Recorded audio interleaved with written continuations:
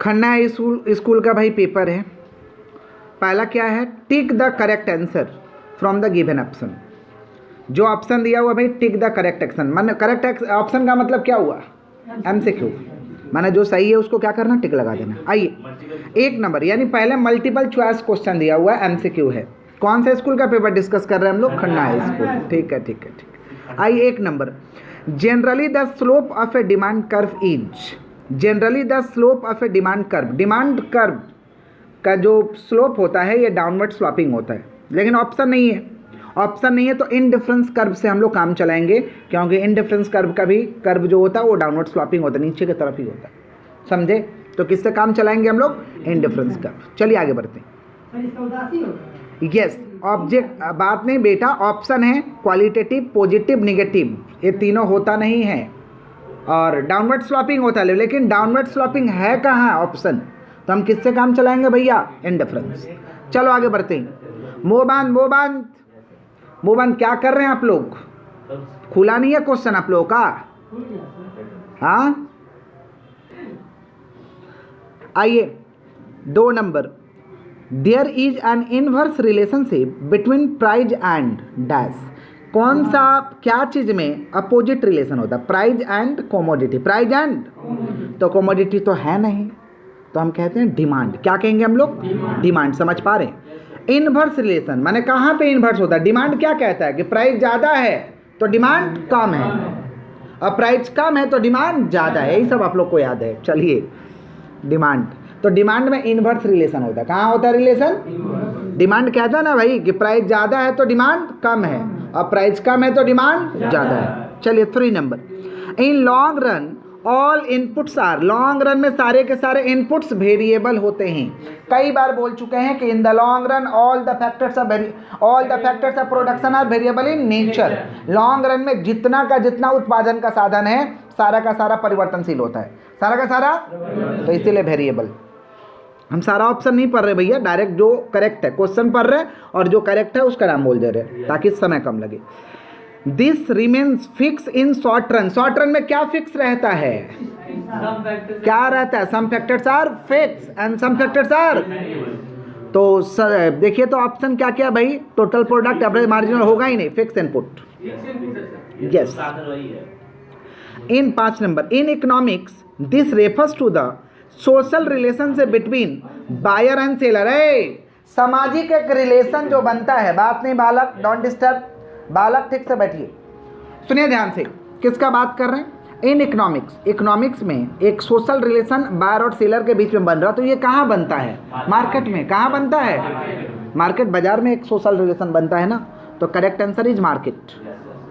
Okay, आगे अगला page में बढ़ते हैं हम लोग, आ जाइए 6 नंबर क्वेश्चन में आइए। क्या है, homogeneous product are found in such a market. है एक जैसा प्रोडक्ट कौन सा मार्केट में मिलता है, तो परफेक्ट, नहीं monopoly, wrong answer, perfect competition, perfect competition में goods are homogeneous, goods are सबके पास एक जैसा रहेगा, मोनोपोली में तो एक ही जन के पास रहेगा। समझ पा रहे हैं, यस, पूर्ण प्रतियोगिता, परफेक्ट कंपटीशन। जो बच्चा मोनोपोली लगाया है वो झाड़ खाएगा। चलो आगे बढ़ो। क्रेडिट क्रिएशन है, credit creation is done by, credit creation करता है कमर्शियल बैंक, क्रेडिट पे कंट्रोल करता है सेंट्रल बैंक, क्रेडिट पे कंट्रोल करेगा सेंट्रल बैंक, कंट्रोल करने अंतर है, लेकिन उसको एक्चुअल में क्रिएट कौन करेगा, कमर्शियल बैंक, कमर्शियल। यस बेटा, C Reserve Bank of India was set up in, Reserve Bank of India 1935 में बना था, क्योंकि बार बार हम लोग कहे हैं कि RBI is governed by RBI act 1935 and banking regulation act 1949, banking regulation act, तो 1935 होगा करेक्ट आंसर। चलिए आगे बढ़ते, चलिए भैया बताना नहीं है, गलत है सही है, आप जजमेंट ले लीजिए। आइए, the rate of which the central bank provides loan to commercial bank is called, सुनिएगा ध्यान से सुनिए, the rate of which the central bank provides loan to commercial bank, central bank loan दिया है कमर्शियल बैंक को, इसको हम क्या कहते हैं, जब रेट ऑफ वो चार्ज करेगा, माने सेंट्रल बैंक किसको लोन दे दिया, कमर्शियल बैंक को, तो जो रेट ऑफ चार्ज करेगा उसे हम क्या कहते हैं, इंटरेस्ट रेट कहते हैं, कि डिस्काउंटिंग रेट कहते हैं, कि लोन रेट कहते हैं, कि बैंक रेट कहते हैं? इंटरेस्ट रेट होगा। ऐसे इसको रेपो रेट कहा जाता है, बट है नहीं ऑप्शन। ब्याज दर होगा। यस, इसको रेपो रेट बोला जाता है, बट ऑप्शन ही नहीं है, तो इंटरेस्ट रेट से हम लोग काम चला लेंगे। चलिए आगे बढ़ते हैं। Next, WTO was set up in, WTO कब बना था? 1995। WTO का फुल फॉर्म क्या है? World Trade Organization. World trade, okay. चलिए आगे बढ़ते हैं। 2 नंबर में आइए, आंसर द फॉलोइंग क्वेश्चन, निम्नलिखित प्रश्नों के उत्तर दीजिए। फिल इन द ब्लैंक्स है भैया। पहले, insurance is of 2 types dash, insurance and life insurance. Insurance 2 तरीके का होता है, general insurance and life insurance. General होगा, correct answer is general insurance. तो देखिए भैया, हम नहीं जानते आप कहाँ मारे हैं। यस, बात नहीं, जनरल इंश्योरेंस, जनरल इंश्योरेंस। तो आप लोग गलत किए हैं, बात खत्म। अब मत बताइए आप क्या किए नहीं किए, हम रिकॉर्डिंग सेशन में। भैया आइए, बी नंबर आइए, आप समझ लीजिए आपका गलत है कि सही है, बस बात खत्म। इन short run average fix cost curve is, short run में एवरेज फिक्स कॉस्ट कर्व कैसा होता है? Rectangular hyperbola, rectangular hyperbola, rectangular hyperbola. हम स्क्रीन में लिख दे रहे हैं भैया, बी नंबर का रेक्टेंगुलर हाइपरबोला। चीख चीख के पढ़ाए थे जब पढ़ाए थे, रेक्टेंगुलर हाइपरबोला। रेक्टेंगुलर हाइपरबोला का हम हिंदी नहीं बोल पाएंगे, बस इंग्लिश ही बोल पाएंगे। रेक्टेंगुलर हाइपरबोला हमारे नीचे की तरफ कर्व जब होता है ना, डाउनवर्ड स्लॉपिंग, नीचे की तरफ जब कर्व होता है तो उसका नाम है रेक्टेंगुलर हाइपरबोला। ठीक है, चलो आगे बढ़ते हैं। नेक्स्ट, अनएम्प्लॉयमेंट कॉज, देख पा रहे हैं क्या? Unemployment cause due to recessionary condition is known as dash unemployment. मंदी के कारण, मंदी चल रहा है, इसको धक्का मार के निकाल दिए, मंदी चल रहा, तुमको काम पे नहीं रखेंगे, काम ही नहीं है तो कहाँ से काम दे। इसे कहते हैं फ्रिक्शनल अनएम्प्लॉयमेंट। क्या कहते हैं हम लोग? फ्रिक्शनल। क्या कहते हैं? फ्रिक्शनल। घर्षणात्मक, हिंदी होता है घर्षणात्मक। यस, फ्रिक्शनल लिखो ना इंग्लिश में, बिग डैश, ये सब कर सकता है इंग्लिश में। चलो सर, हिंदी में लिख के आए, हम लोग हिंदी में एग्जाम देंगे, यहाँ पे इंग्लिश लिख देंगे तो। अरे MCQ वगैरह कर सकता है, MCQ और फिल इन द ब्लैंक्स के लिए कोई दिक्कत नहीं है। फ्रिक्शनल अनएम्प्लॉयमेंट, हम स्क्रीन पे लिख दिया फ्रिक्शनल अनएम्प्लॉयमेंट। चलो आगे बढ़ते हैं। डी नंबर में आइए, डी नंबर में आ गए हमारे प्यारे बच्चे। देखिए क्या, इन 1993 dash committee was setup for reform in the insurance sector in India. Insurance sector का हालत को सुधार करने के लिए 1993 में मल्होत्रा कमेटी का गठन किया गया था। मल्होत्रा, कौन सा कमेटी? उसी दिन पढ़ा रहे थे ना बेटा लोग। इंश्योरेंस सेक्टर का सुधार करने के लिए कौन सा कमेटी का गठन किया गया था? मल्होत्रा। मल्होत्रा भैया, मल्होत्रा कमेटी था। आप लोग जबरदस्ती क्यों आंसर चेंज करा रहे हैं? चलिए, ई number, in case of disguise unemployment marginal productivity of labour is equal to 0। Marginal productivity of labour is equal to disguise unemployment में ना जितना भी लेबर खटा लो उसका प्रोडक्टिविटी 0 होगा। हम एग्जांपल दिए थे, डिसगाइज अनएम्प्लॉयमेंट कौन करता है? फार्मर करता है जनरली। जैसे मान लीजिए हम अकेला, एक फार्मर है, हम अकेला खेती, हमको अकेला खेती करना संभव है, माना अकेला हम खेती करेंगे तो 500 kg का उपज होगा। हम अकेला खेती करेंगे तो 500 kg का, हम क्या किए, अपने हम वाइफ को भी खेत में खटा दिए, बच्चा को भी खटा दिए, अपना मम्मी को भी खेत में खटा दिए, सबको खटाए, तो लेबर तो बढ़ा दिए, लेकिन प्रोडक्शन तो हमको उतना ही मिलने वाला है। तो जो एक्स्ट्रा लेबर खटाए उसे कहेंगे मार्जिनल प्रोडक्टिविटी ऑफ लेबर, उसका कोई आउटपुट नहीं मिला हमें, 0। समझ पा रहे? इसीलिए कहते हैं डिसगाइज अनएम्प्लॉयमेंट में marginal productivity of labour is equal to 0। चलो लिख दो 0 0 0। चलो आगे बढ़ते हैं। अब नेक्स्ट राइट ट्रू और फॉल्स। ट्रू फॉल्स बताना है, सही रहेगा तो टी लिखना है, माने ट्रू लिखना है, गलत रहेगा तो फॉल्स लिखना है। सही और गलत, आओ देखते हैं। If the production of agricultural crop in, क्या सीजनल? अरे बाबा की सीजन है, season increases due to favourable weather, the supply curve of agriculture product will shift to the right और डाउनवर्ड्स। हिंदी में भी एक बार पढ़ दे रहे हैं। यदि एक ऋतु में कृषि फसल के उत्पादन में अनुकूल मौसम के कारण वृद्धि होती है तो कृषि उत्पाद पूर्ति वक्र दाएं या नीचे की तरफ क्या करती है, खिसक जाती है। तो ये क्या ट्रू है कि फॉल्स है? तो ट्रू का है मार के रखे हैं। मेरा पेपर नहीं है ये सर, दूसरा का बात नहीं, ऐसा नहीं होता भैया, फॉल्स है। चलो आगे बढ़ते, false. B number, life insurance corporation, बात नहीं, life insurance corporation of India was establish in 1948, wrong है, फॉल्स। 1956 में स्थापना किया गया था, 1956। LIC को स्थापना हुआ था 1956, फॉल्स। 1956 चिक चिक के लास्ट ही क्लास पर आए हैं, टेंशन मत लो, तुम लोग गरीब वीडियो देखता नहीं है। चलो सी नंबर आओ। The number of people living below the poverty line in India has increased during the plan period. क्या प्लान पीरियड में जब जब प्लान किया गया, क्या पॉवर्टी लाइन के नीचे लोगों का संख्या बढ़ गया था? यस, ऐसा ही हुआ था, ट्रू ट्रू ट्रू।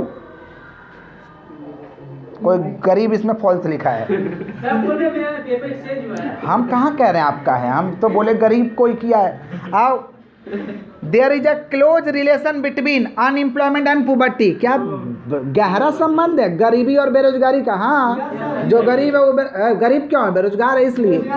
गरीब क्यों हो? क्योंकि तुम बेरोजगार हो। तो क्लोज रिलेशन है। कौन सा रिलेशन है? ट्रू ट्रू ट्रू, सही मारा है।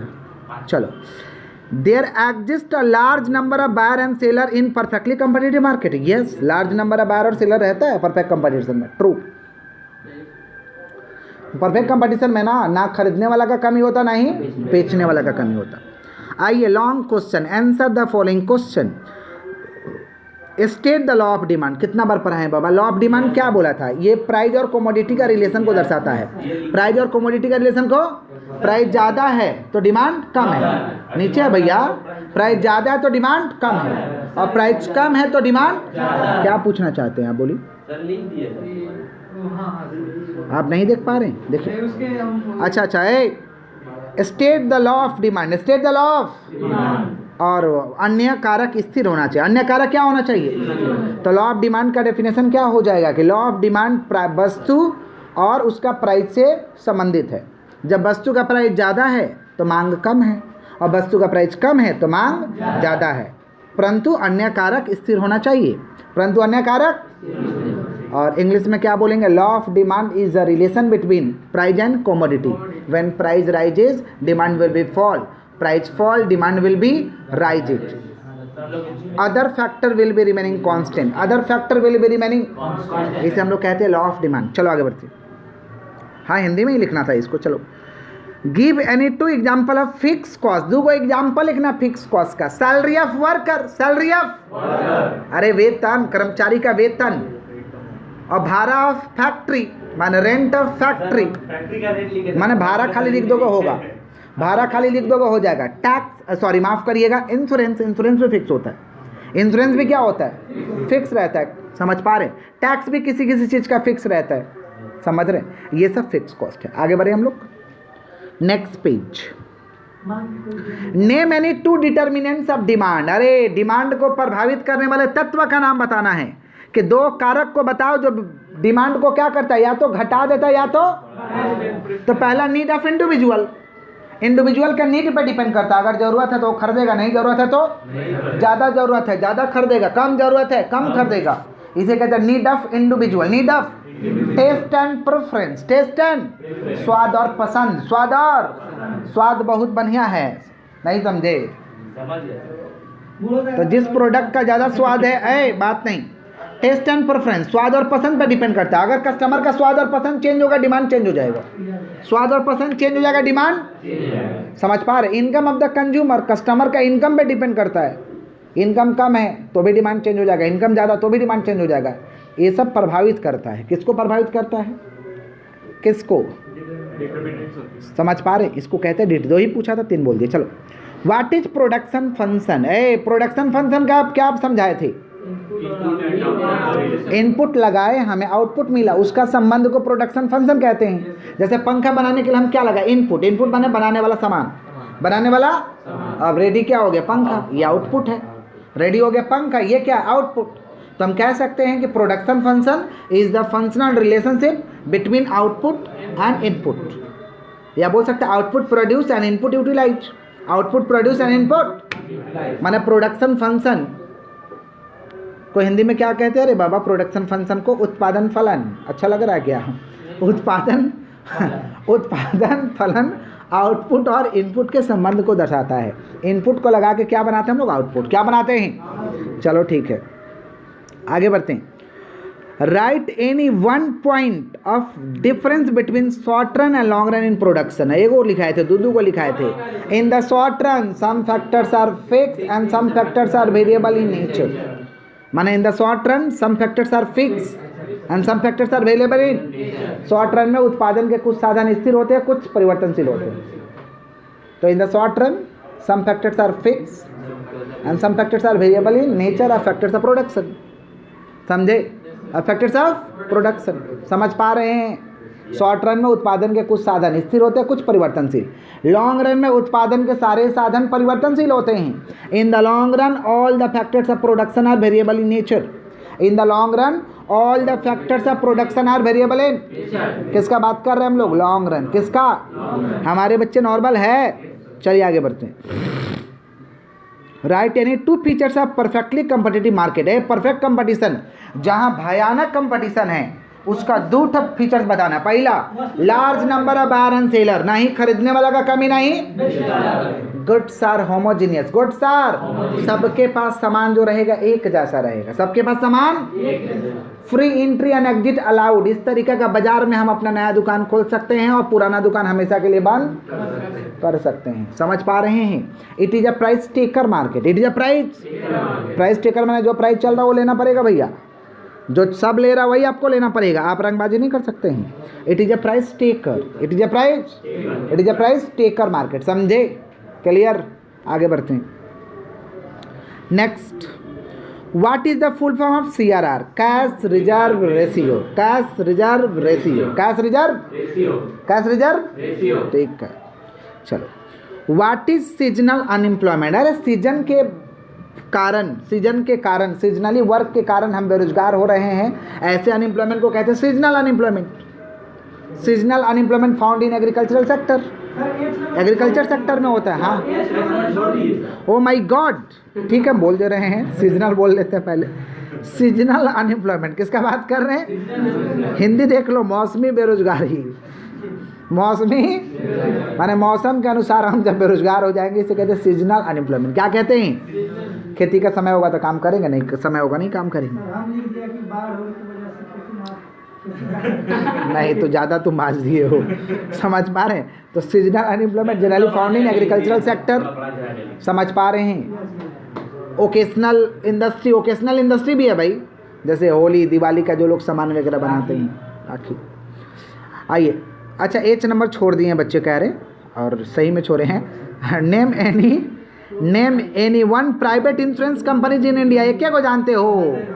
टाटा, AIG। टाटा का पहले बोलेंगे भाई, प्राइवेट बताना है। प्राइवेट, LIC प्राइवेट थोड़ी है। Tata AIG life insurance. Tata AIG, Bajaj insurance. समझ पा रहे हैं? और क्या है? बहुत सारा इंश्योरेंस है रे बाबा, रिलायंस का इंश्योरेंस है। समझ पा रहे हैं?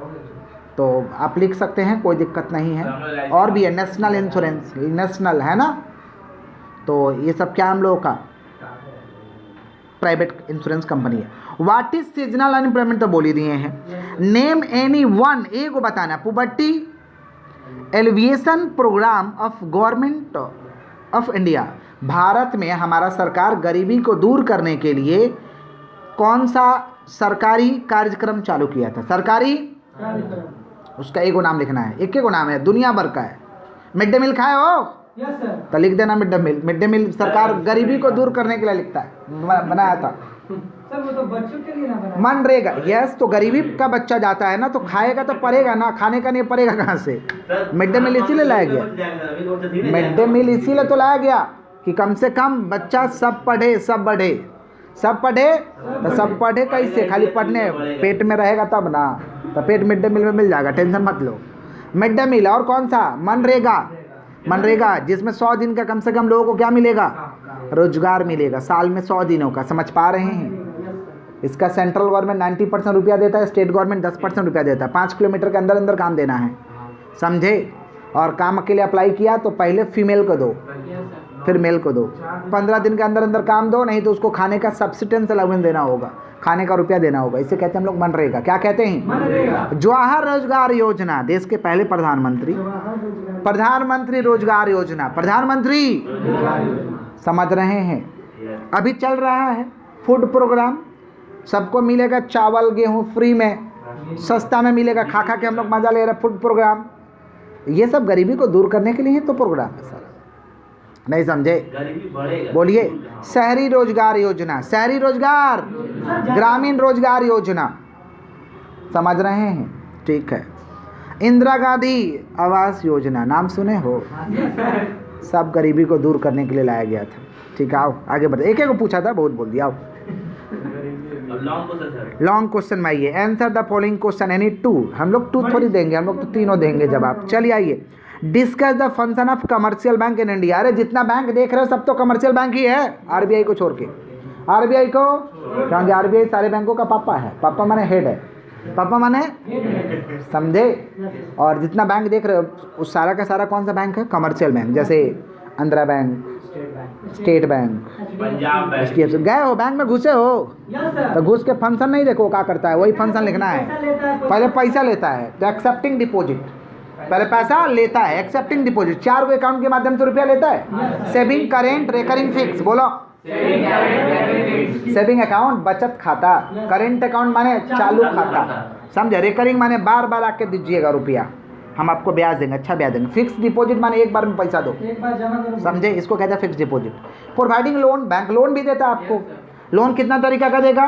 Bank overdraft. बैंक ओवरड्राफ्ट माने कि आपके अकाउंट में पैसा नहीं है फिर भी आप निकाल सकते हैं, उसका आपको फैसिलिटी मिलेगा। अलग से मैं ओवरड्राफ्ट के ऊपर आज वीडियो बनाऊंगा, अलग से डिटेल्स में पूरा समझ पा रहे, इन डेप्थ एनालिसिस करेंगे कि बैंक ओवरड्राफ्ट होता क्या है।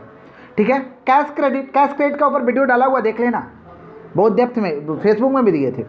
Cash credit, cash credit businessman को लोन मिलता है बिना किसी सिक्योरिटी का, बिना किसी, आपको बिजनेस करने के लिए लोन मिलता है कि आप लीजिए पैसा और बिजनेस करिए। वर्किंग कैपिटल, रोजमर्रा का जिंदगी जीने के लिए पैसा दिया जाता है, इसे कहते हैं कैश क्रेडिट। क्या कहते हैं? CC loan. क्या बोलिए? तो प्रोवाइडिंग लोन में क्या? Bank overdraft, CC loan, bill discount, एक तरीका का बिल होता है, वैल्यूएबल बिल, जो बैंक से हम डिस्काउंट करेंगे, वो भी एक लोन ही है। Bill discount. क्रेडिट कार्ड, नाम तो सुने ही होंगे। क्रेडिट कार्ड से क्या कर सकता है? तुम लोग गुड्स शॉपिंग कर सकता है और रुपया भी निकाल सकता है चीटर तरीका से। नहीं समझे? चीटर तरीका क्या है कि क्रेडिट कार्ड को का जो अमाउंट है पेटीएम उटीएम में ऐड कर लो, उससे किसी बैंक अकाउंट में ट्रांसफर कर दो, उधर से पैसा निकाल लो। ओके, कोई दिक्कत नहीं, रिकॉर्डिंग में सब लोग जानेंगे ना कैसे होता है, बताना जरूरी है। क्रेडिट कार्ड, बच्चे कह रहे मत रिकॉर्ड करिए। तो फंक्शन ऑफ कमर्शियल बैंक है एक्सेप्टिंग डिपॉजिट 4 अकाउंट के माध्यम से। Saving, current, recurring, fix. बोलो बोलो बोलो बोलो। प्रोवाइडिंग लोन कैसे? Cash credit, bank overdraft, bill discount, समझ रहे हैं। क्रेडिट कार्ड कौन सा? और कैसे? क्या SMS फैसिलिटी, लॉकर फैसिलिटी। आपको घर में नालायक सपूत हो गया और डर लग रहा है तो आइए लॉकर में रख दीजिए, गहना वगैरह, प्रॉपर्टी का कागज सेफ रहेगा। सर गहने का ब्याज देगा? तुमको भाड़ा देना होगा, माना सेफ भी रखेगा और सेफ भी रखिएगा और पैसा भी लीजिएगा। लॉकर फैसिलिटी, आपको ना डर है जी, तो बैंक आपका सेफ रखेगा, सुरक्षित रखेगा। घर में डर, अच्छा घर में लग रहा है डर कि हमारा चोरी हो जाएगा तो रख दो बैंक में, लॉकर फैसिलिटी। सर अगर बैंक लुटा गया? नहीं, लुटा गया तो देगा आपको, बैंक पे भरोसा करिए भाई। SMS facility, locker facility, SMS facility और ATM facility, ATM yes sir. Other many facility है, समझ पा रहे, जैसे cheque facility, payment facility, RTGS, NEFT, बहुत सारा है। Yes yes yes. चलो आगे बढ़ते हैं। Right the causes of increasing poverty in India, कारण बताना है क्यों गरीबी बढ़ रहा है। सर बढ़ती जनसंख्या। हाँ, जबरदस्त ये वाला पॉइंट है, बढ़ती जनसंख्या, रैपिड ग्रोथ ऑफ पॉपुलेशन। हम लोग पृथ्वी पे बहुत तेजी से आ रहे हैं, बहुत तेजी से आ रहे हैं। Rapid growth of population, rapid growth of, समझ रहे हैं। इसलिए गरीबी भाई ज़्यादा, जब ज़्यादा लोग हो जाएंगे, अरे बात नहीं, ज़्यादा हो जाएंगे तो दिक्कत है, काम नहीं मिलेगा। Rapid growth of population. अच्छा, अनएम्प्लॉयमेंट, बेरोजगार है हम लोग, गरीबी का तो मेन कारण है बेरोजगारी। और अंडर एम्प्लॉयमेंट का समस्या। अंडर एम्प्लॉयमेंट का मतलब पैसा कम मिलता है, काम करते हैं तो पैसा कम मिलता है हमें, ये भी एक गरीबी का समस्या है।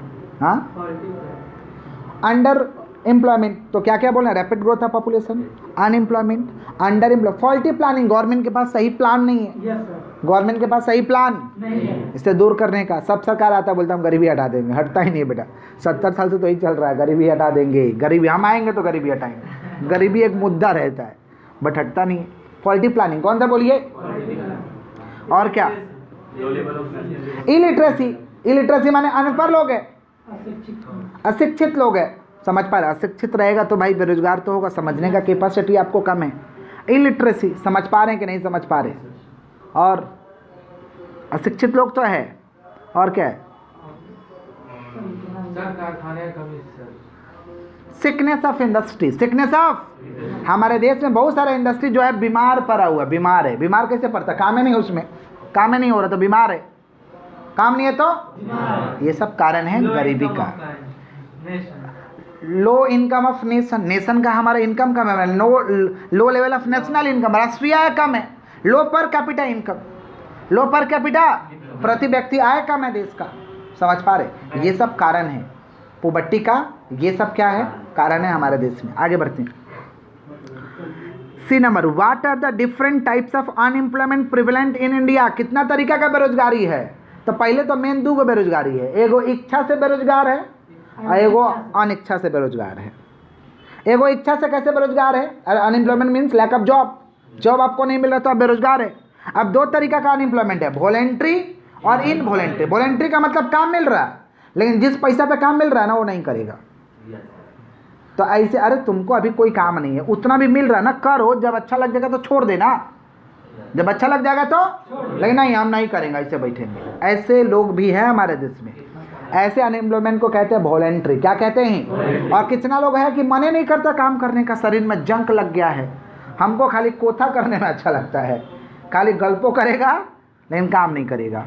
ऐसे लोग भी है पृथ्वी पे, इसे कहते हैं वॉलेंट्री। क्या कहते हैं, इच्छा से बेरोजगार है वो, बेरोजगार नहीं है वो, इच्छा से बेरोजगार है। बहुत लोग मिल जाएगा निकम्मा, बाहर देख लेना, बेटा काम करने बोलेगा, बोलेगा ना इधर दर्द है, बिठे होना में दर्द है,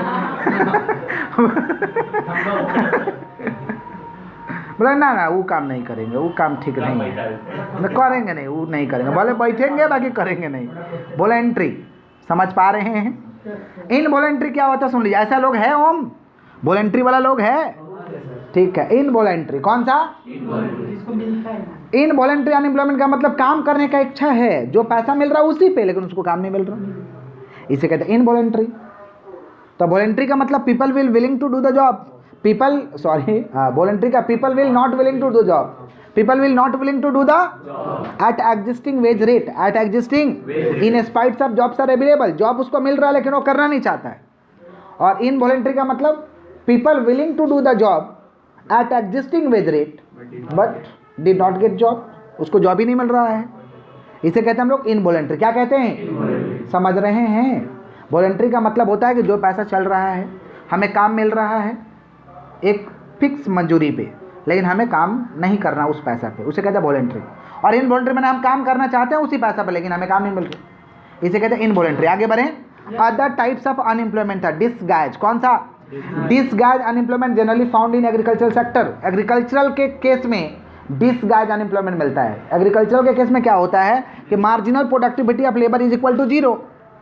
अभी तो पढ़ रहे थे थोड़ा देर पहले कि लेबर का मार्जिनल प्रोडक्टिविटी क्या हो जाएगा, जीरो हो जाता है, नहीं समझे। मार्जिनल प्रोडक्टिविटी का मतलब होता है, डिसगाइज का मतलब समझ लो, पापा लोग ज़्यादा करते हैं ऐसा काम, पापा लोग को नहीं करना चाहिए, अकेला वो काम करने में सक्षम है, फिर भी बोलते बेटा थोड़ा आके थोड़ा वजन कर देना, तो थोड़ा ई काम कर देना, तो वो बैठेंगे, वो करेंगे नहीं, लेकिन बेटा से करवाएंगे।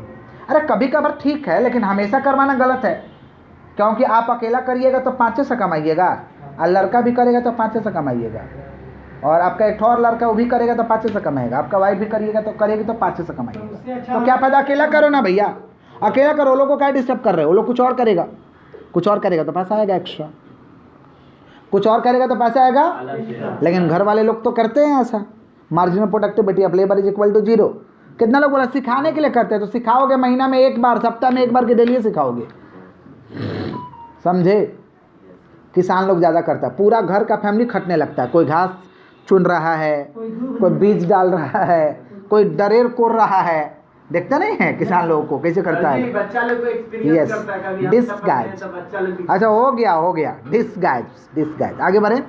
टेक्निकल अनएम्प्लॉयमेंट, तकनीक के कारण नया नया तकनीक आते जा रहा है जिसमें वर्कर को भाई ज़रूरत नहीं है, मशीन ही काम कर देगा, तो वहाँ पे लोग बेरोजगार हो रहे हैं, या तकनीक का ज्ञान नहीं है तो बेरोजगार हो रहे हैं। टेक्निकल अनएम्प्लॉयमेंट समझ पा रहे हैं। सीजनल अनएम्प्लॉयमेंट, मौसम के हिसाब से भी लोग बेरोजगार होते हैं, काम ही नहीं है, मौसम में काम चला फिर ख़त्म, सीजनल अनएम्प्लॉयमेंट। और फ्रिक्शनल अनएम्प्लॉयमेंट, कौन सा? फ्रिक्शनल अनएम्प्लॉयमेंट क्या होता है? अब देखिए, जब मन तब निकालेंगे नहीं, जब मंदी आ जाता है ना, जब मंदी आ जाता है, मंदी ऑर्गेनाइजेशन में मंदी आ जाता है, ऑर्गेनाइजेशन क्या करता है? वर्कर कम कर देता है। ऑर्गेनाइजेशन में मंदी आता है, ऑर्गेनाइजेशन क्या करता है? वर्कर को, उसे कहते हैं फ्रिक्शनल, घर्षणात्मक। अब वो लोग बेरोजगार हो गया। अब कुछ लोग ऐसे होते हैं कि काम पकड़े छोड़े, वो लोग भी फ्रिक्शनल में आते हैं, पकड़ा छोड़ा। जैसे देखिएगा लेबर लोग साल में 3 महीना इधर काम करेगा, 9 महीना गाँव में रहेगा, या 9 महीना इधर काम करेगा, 3 महीना गाँव में रहेगा, उसका तो जॉब छूट रहा है ना, छुट्टा पकड़ रहा। इसे कहते हैं फ्रिक्शनल। क्या कहते हैं? और फ्रिक्शनल क्या होता है? इंडस्ट्री वाला लोग भी भगाता है, काम नहीं है तो क्या करें, आपको भगाएंगे हम, प्रोडक्शन ही नहीं होगा तो आपको बैठा के थोड़ी पैसा देंगे। इसको कहते हैं फ्रिक्शनल अनएम्प्लॉयमेंट। क्या कहते हैं? समझ पा रहे? ये रिसेशन के कारण होता है। रिसेशन माने मंदी के कारण। मंदी आ गया, जैसे कोरोना टाइम मंदी आ गया था ना, वर्कर लोग बेरोजगार हो गए थे, कितने वर्कर को निकाल दिया गया था, देखे थे ना, लोगों को हिसाब किताब करके भाई खत्म, हिसाब किताब करके खत्म कहानी। फ्रिक्शनल किसका बात कर रहे हैं? समझ गए हैं? इसी के साथ हम लोगों का पेपर एनालिसिस खत्म होता है। और जो खन्ना स्कूल के बच्चे देख रहे हैं तो वीडियो शेयर कर दीजिएगा, ठीक है।